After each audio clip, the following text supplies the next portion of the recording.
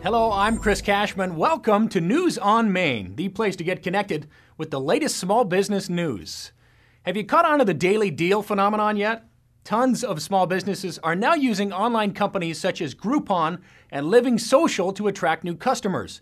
They offer users daily deals at local restaurants, spas, and other businesses while keeping a portion of the revenue.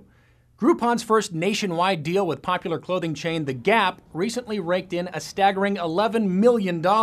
Daily deals practically guarantee a slew of new customers will come through the door. In Connected to Maine, some small businesses share how they dealt with the onslaught of patrons. We receive close to 1,000 of telephone call a day just to book and schedule an appointment.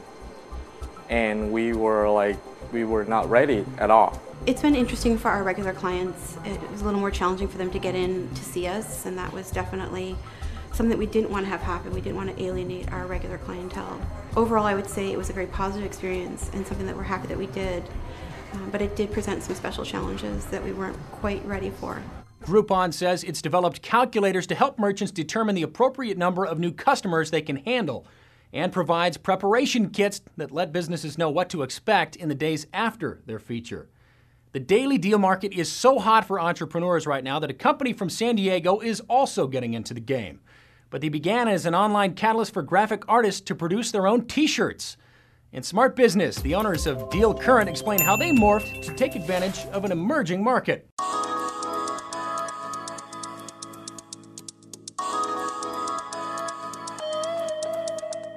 We started seeing a really big phenomenon of Groupon. Everyone's Groupon, Groupon, Groupon, Groupon. Hey, they raised $30 million. It's this new business model. It's a new form of advertising.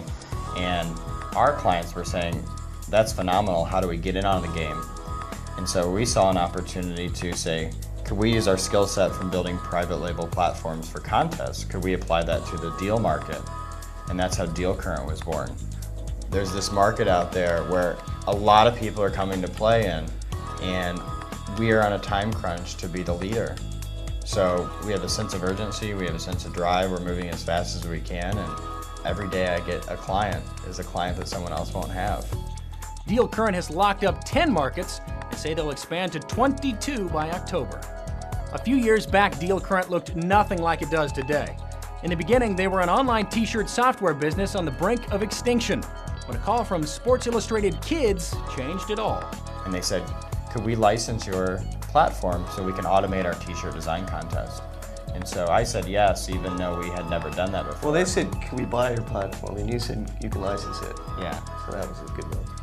And that was the lucky transition that we made, where literally if we wouldn't have made that transition that day or that week, we could have been out of business a month later. But our team rallied, we ran a Monday meeting, we built a brand in 3 weeks, and an artistic hub was born.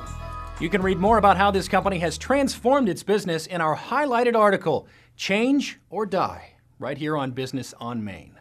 Now, so often we hear stories of young phenoms starting up the latest hot companies, like Mark Zuckerberg. You don't know? Yeah, you know. Facebook founder, the youngest billionaire in the world, or Groupon's Andrew Mason, the 29-year-old founder of the fastest growing company in web history. A couple of show-offs, if you ask me. Turns out, though, that are not the norm. Several new studies reveal that the mature 40-something with a spouse and kids actually has a higher success rate in entrepreneurship. Their years of expertise and willingness to take risks work in their favor. And those aspiring entrepreneurs often look to business incubators as they're starting up. Incubators are emerging around the country at record levels.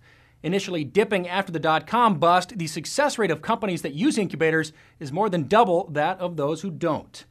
The Idea Village, an incubator out of New Orleans, says entrepreneurs typically look for just one thing: money, but it's not usually what they need most. What they actually need is access to networks and expertise and individuals that can support their early stage startup. Most entrepreneurs don't know what they don't know, and we try to help them figure out what is the most pressing need to grow their business. And that's your News on Main, the place to get connected in small business.